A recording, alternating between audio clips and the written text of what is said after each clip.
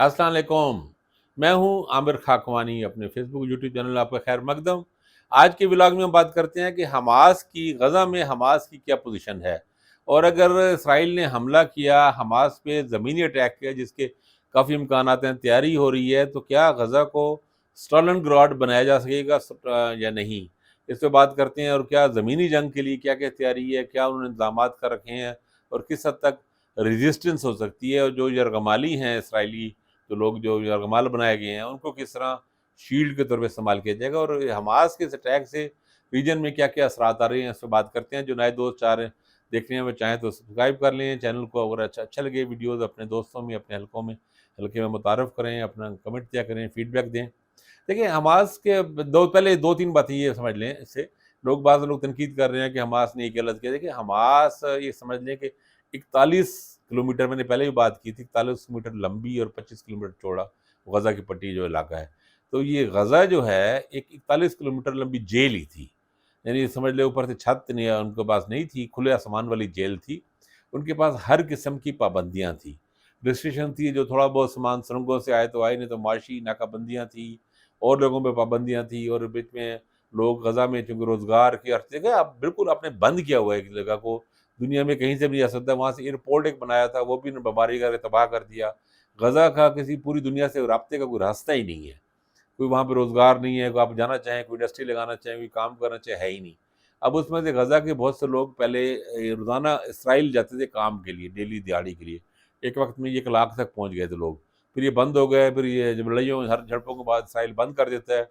پھر ابھی تو چند سو چند ہزار تک تھے، پہلے 1500 تھے، پھر 2000 چند ہزار پہنچے، اب وہ دوبارہ بند ہو گئے۔ اب غزہ کے لوگ، یہ بھی ایک بڑا مسئلہ ہے کہ بھی آخر وہ کھائیں گے کیا؟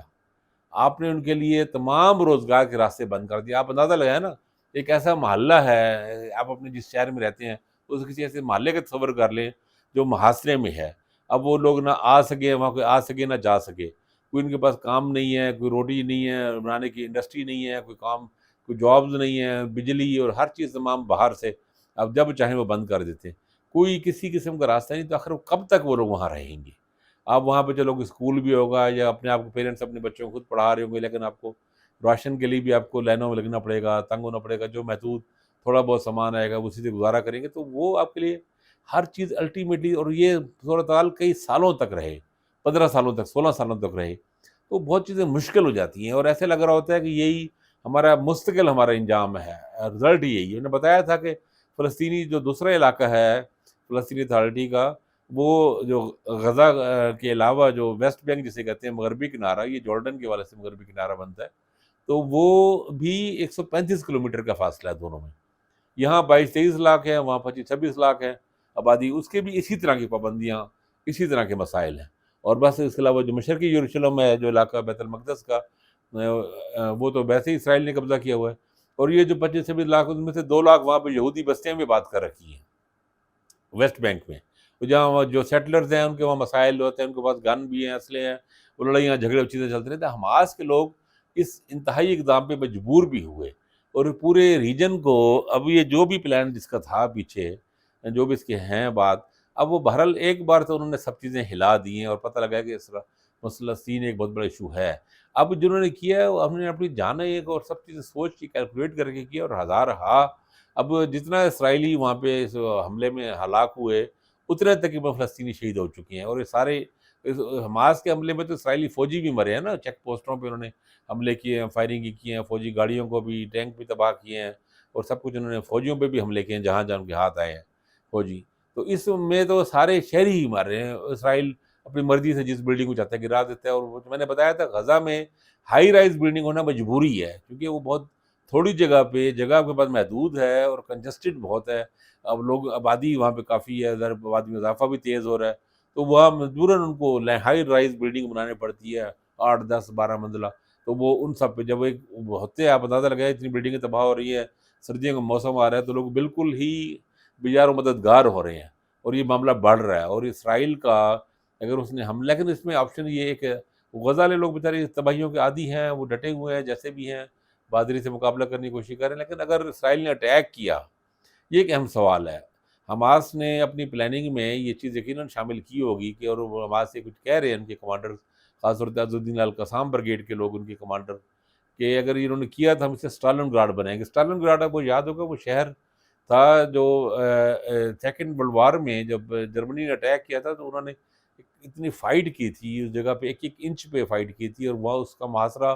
بڑا لمبا ہو گیا تھا، بہت لمبا ہو گیا، سالوں تک، مہینوں سے اوپر سالوں چلا گیا تھا، اور بہت زیادہ کیجوٹیز ہوئی تھی، اور الٹیمیٹلی جرمنز ناکام ہو گئے تھے اس میں،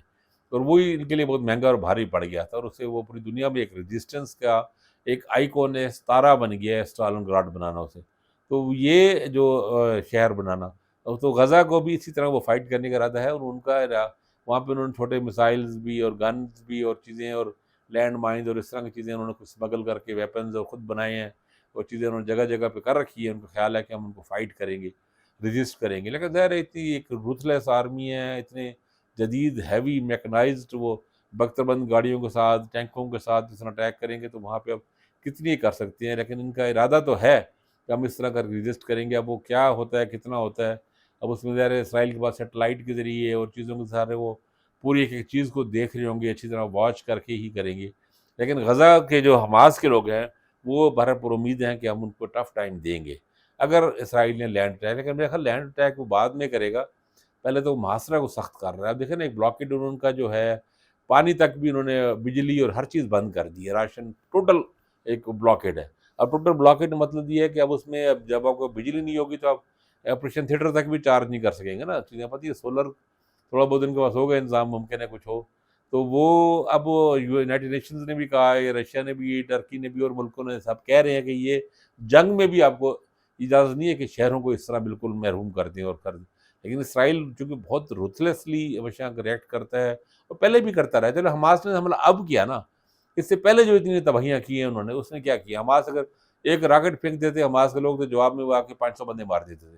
اب تو وہ زیادہ بڑے پیمانے پہ کیجوٹی، تو پورے غزہ کو تباہ و برباد کرنے کا وہاں منصوبے بن رہے ہیں، چیزیں سوچ رہے ہیں، اور یہ بھی سوچ رہے ہیں کہ پورا حماس کو، غزہ کو پورا کیپچر کر کے حماس کا خاتمہ کرنے کی کوشش کی جائے۔ اس کی ریزسٹنس سب سے زیادہ ہوگی، اور